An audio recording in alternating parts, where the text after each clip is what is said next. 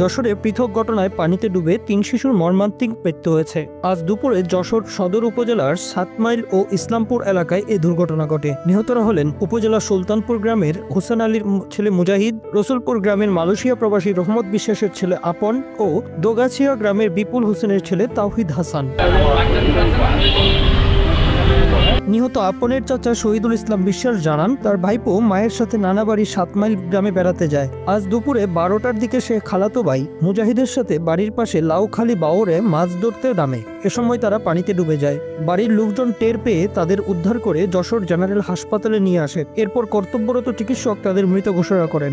জরুরি বিভাগের চিকিৎসক শাকিরুল ইসলাম জানান, ওই ২ শিশুকে হাসপাতালে আনার আগেই মারা গেছে। তাদের মরদেহ মর্গে পাঠানো হয়েছে। বেলা ১টার দিকে আমাদের হাসপাতালে ২ জন বাচ্চা তারা আসে, আমরা এখানে মৃত অবস্থায় পাই এবং তারা পানিতে ডুবে মারা গেছে, এতটুকু আমরা জেনেছি। এরপরে আমরা পরবর্তী কার্যক্রমের জন্য বাচ্চা দুটাকে মর্গে প্রেরণ করেছি। এদিকে নিহত তাওহিদ হাসানের নানা তরফ আলী জানান, লাউখালী ও নানা বাড়িতে একটা আকিকারের দাওয়াতে যায়। সেখানেই বাচ্চারা খেলা করতে করতে পুকুরে নামে। তারপর পুকুরে নামার পর সেখানে ডুবে 2 বাচ্চারই মৃত্যু হয়। ওরা 2জনই খালাতো ভাই। ঠেলা জাল নিয়ে মাছ মারতে লেগেছে।